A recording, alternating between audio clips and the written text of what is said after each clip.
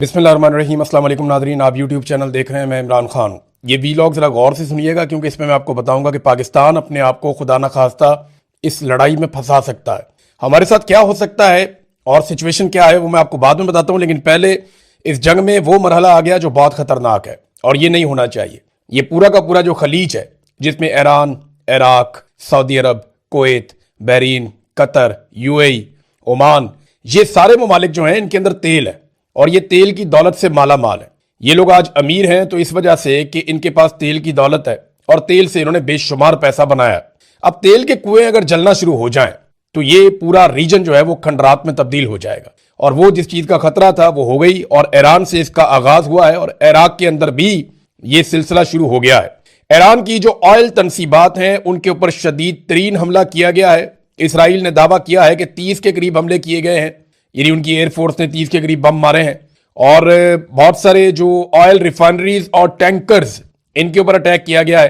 Iran ने confirmation की है कि उनके 3 ऐसे डिपोज जहां पे वो तेल को स्टोर करते हैं वो तबाह हुए हैं और ऑयल रिफाइनरीज के हवाले से भी मुतजाद खबरें आ रही हैं। ये तो अगर नुकसान हुआ तो अरबों डॉलर का नुकसान है, बहुत बड़ा नुकसान है। और ईरान की ऑयल तनसीबात पर अगर हमला होगा तो ईरान इसका जवाब क्या देगा इसका भी आप अंदाजा कर सकते हैं। ये बहुत खौफनाक है। एक बात और आप अपने जहन में रखेंगे, ईरान ने इससे पहले एक धमकी दी थी और वो धमकी ये भी थी कि इसराइल की जो न्यूक्लियर साइट है जहां पे वो एटमी अपने मराकज उसने बनाए हुए हैं वो वहां पे भी उड़ाने की धमकी ईरान पहले दे चुका है।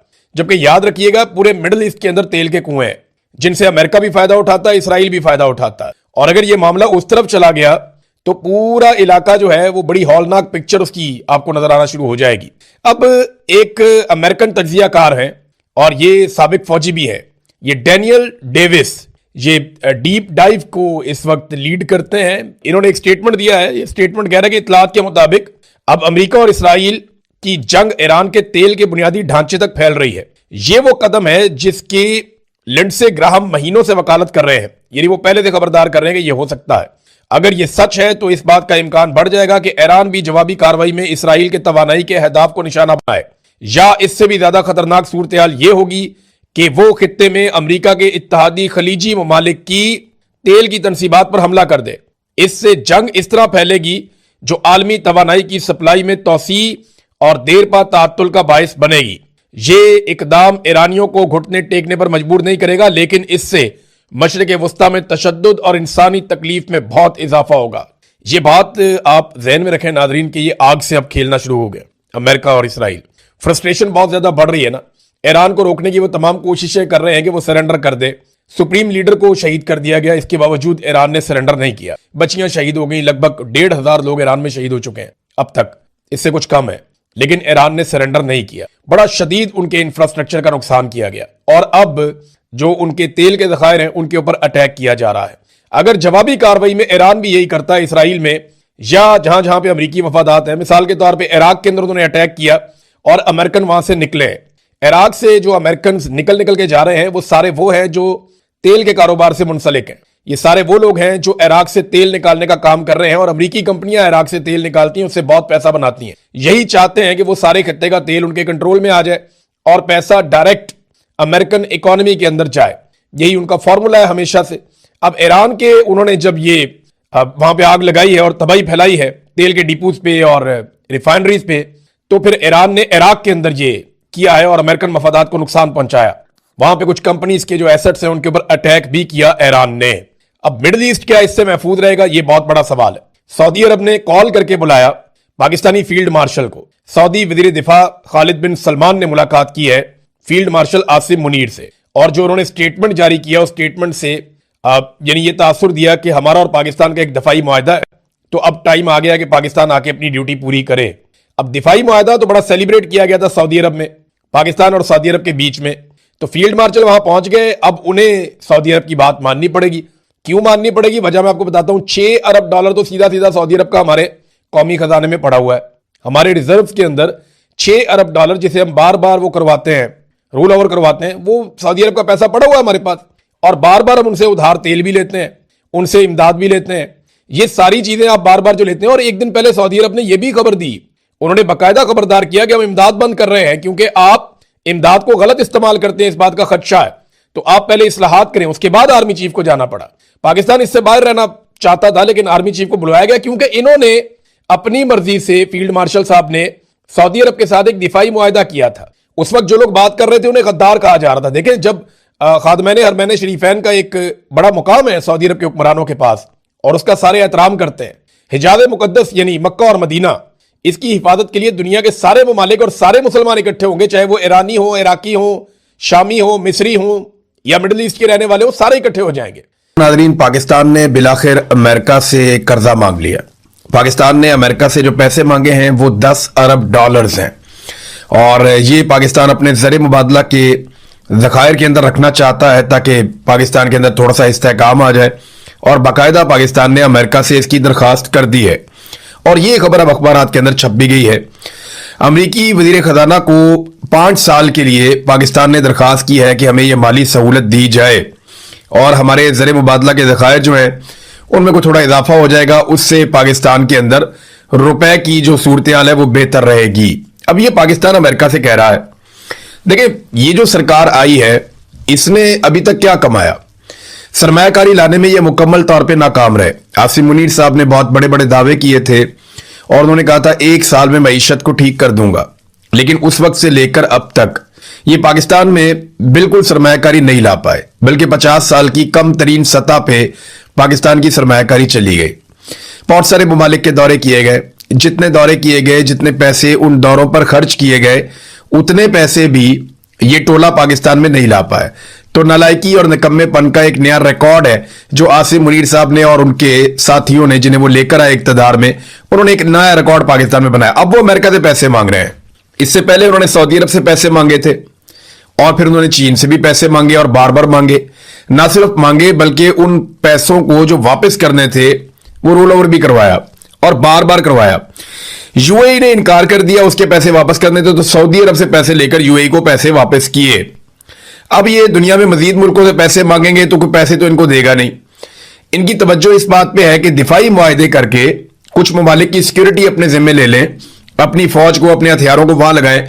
जो पाकिस्तानी कौम ने अपना पेट काट के अपने खून पसीने की कमाई के साथ एक फौज तैयार की है वतन अजीज के दिफा के लिए, उस फौज को और हथियारों को हम दूसरे मुल्कों के साथ दिफाई मुआहदों की सूरत में एंगेज करके कुछ पैसा इकट्ठा कर लें। लेकिन याद रखिएगा, वो पैसा भी हमारा नहीं होगा, वो हमें कर्जे के तौर पे मिलेगा। हमें वो पैसा वापस करना पड़ेगा, चाहे हमारी जानें भी चली जाएं, लेकिन हमें वो पैसा वापस करना पड़ेगा। तो आईएमएफ से भी हमने पैसा लिया, वर्ल्ड बैंक से भी हमने पैसा लिया और कर्जे ले लेकर हमने रिकॉर्ड सारे तोड़ दिए। अब कतर से एक उम्मीद बांधी है पाकिस्तान ने कि कतर से पाकिस्तान कुछ पैसा लेगा या मुफ्त गैस लेने की कोशिश करेगा। मुफ्त तो नहीं होगी, लेकिन यह कि उधार गैस लेने की कोशिश करेगा। तो इसमें वहां पे भी एक दिफाई मुआहदा पाकिस्तान करने जा रहा है। अभी हाल ही में पाकिस्तान ने हौसियों को जवाब दिया है, क्योंकि जो यमन के हौसी हैं उनकी बाकायदा फोर्सेज हैं, उन्होंने सऊदी अरब को धमकाया। सऊदी अरब के साथ उनकी पुरानी एक लड़ाई चल रही है और उस लड़ाई में माजी में जब नवाज शरीफ साहब की हुकूमत थी, वो वजीर आजम थे, तो सऊदी अरब ने पाकिस्तान से मदद मांगी थी, दिफाई मदद। तो उस वक्त की जो पार्लियामेंट थी, पार्लियामेंट ने इनकार कर दिया था। ये 2016 में यमन की जंग में अदम शिरकत के हवाले से ये कौमी सतह पे मुतफिका पॉलिसी बनी थी और पार्लियामेंट में इसके ऊपर डिबेट हुई थी, मीडिया में इस पे ओपन डिबेट हुई थी और यह फैसला किया गया था कि पाकिस्तान सऊदी अरब और यमन के बीच में होने वाले मामलात में नहीं पड़ेगा। पीटीआई अपोजिशन में थी, नवाज शरीफ उस वक्त हुकूमत में थे, लेकिन अब 10 साल गुजर गए इस बात को और अब यह फैसला कर लिया गया है कि ठीक है, इसके अंदर जाना है। और बाकायदा पाकिस्तान की गवर्नमेंट की जानिब से एक प्रेस रिलीज भी जारी कर दी गई है इस्लामाबाद से। जुलाई 22, 2026 की इसके ऊपर डेट है और 181/2026 इसके ऊपर नंबर है और इसमें जनाब पाकिस्तान जो है वो अभी पोजीशन लेता हुआ दिखाई दे रहा है।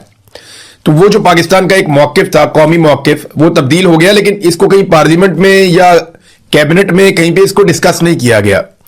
अवाम के अंदर भी इसकी डिस्कशन नहीं हुई। ये एक फर्द वाहिद का फैसला है, तो उसके मुताबिक अब हम जाएंगे, इसके अंदर भी शायद उतर जाएंगे। तो जब भी आप कभी पैसे लेते हैं ना, आपको कीमत अदा करनी पड़ती है। मौजूदा जो पाकिस्तान में मिलिट्री रिजीम है, इनके लिए इतना ही काफी था कि अमेरिका इनके मजालिम के ऊपर आंखें बंद रखता। इतना ही बहुत था कि खामोश हमायत जो डोनाल्ड ट्रंप की सरकार की जानिब से मिल रही है, इससे पहले जो बाइडन की सरकार की जानिब से मिल रही थी, वो खामोश हमायत अगर इन्हें मिली रहती तो वो काफी था। इतना बहुत होता है। लेकिन अब ये पैसे मांगने पे आ गए हैं, देखते हैं कि अमेरिका ये पैसा देता है या नहीं देता। लेकिन याद रखिएगा, अमेरिका कभी भी मुफ्त में $1 भी नहीं देता। माजी में जब अमेरिका से पाकिस्तान ने बहुत पैसा वसूल किया तो उस वक्त हमारे जर्नैल अरबपति हो गए थे, उनके बच्चे आज भी अरबपति हैं, और पाकिस्तानियों को उस पैसे में से कोई हिस्सा नहीं मिला, सवाए इसके कि पाकिस्तान में मनशियात का कल्चर आया, पाकिस्तान में दहशतगर्दी का एक कल्चर आया, पाकिस्तान में क्लाशनकोफ का एक कल्चर आया, और पाकिस्तान के अंदर बारूद आ गए, मनशियात आ गई, बहुत सारी बुराइयां पाकिस्तान में आई। और पाकिस्तान में जो जर्नैलों के बच्चे थे वो बहुत अमीर हो गए, वो अरबोपति हो गए।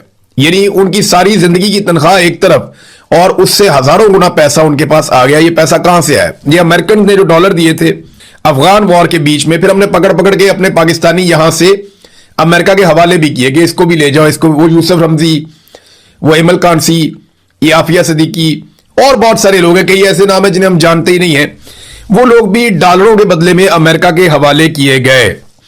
तो अमेरिका से जब आप पैसे लेंगे ना तो अमेरिका आपको मुफ्त में नहीं देगा, वो आपसे मांगेगा कुछ। आपको अमेरिका की जंग लड़नी पड़ेगी एक मरतबा फिर कौम को इस बात के लिए तैयार रहना चाहिए कि लाशें बिछेंगी, क्योंकि अमेरिका कभी भी हमें पैसे देगा तो उसकी कीमत आपको अदा करनी पड़ेगी। डोनाल्ड ट्रंप के साथ जो एक लंच है वो मुफ्त में नहीं था, उसके बाद से अब तक पाकिस्तान लगातार अफगानिस्तान के साथ लड़ रहा है। रोजाना की बुनियाद पर बलूचिस्तान में, खैबर पख्तूनख्वा में लाशें गिर रही हैं, हम उसकी कीमत चुका रहे हैं।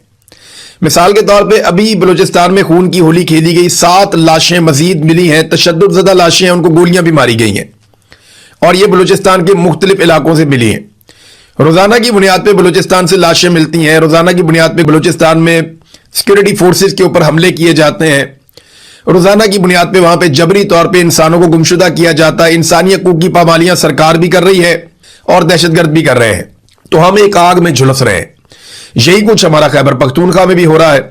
वहां पुलिस लड़ लड़ के थक गई है, लेकिन दहशतगर्दों को जिन्होंने लाकर बसाया उनसे पूछने वाला कोई नहीं है कि जनाब आप बॉर्डर पे बैठे हैं तो दहशतगर्द पाकिस्तान में कैसे आ गए।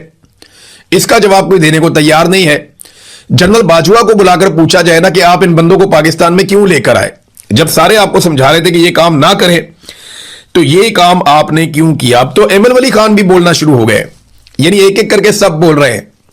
फजलुर रहमान साहब ने आवाज उठाई मिलिट्री एस्टेब्लिशमेंट के खिलाफ, फिर जमात इस्लामी ने बताया, उन्होंने गवाही दी कि इमरान खान की जो मुंतखब हुकूमत की उसका तख्ता उल्टा जर्नैलों ने, और जर्नैलों ने जब तख्ता उल्टा तो उस वक्त जर्नैलों के साथ फजलुर रहमान भी मिल गए और बाकी सारे भी मिल गए, और अब जिस जिसको हिस्सा नहीं मिला वो सारे रोला डाल रहे हैं।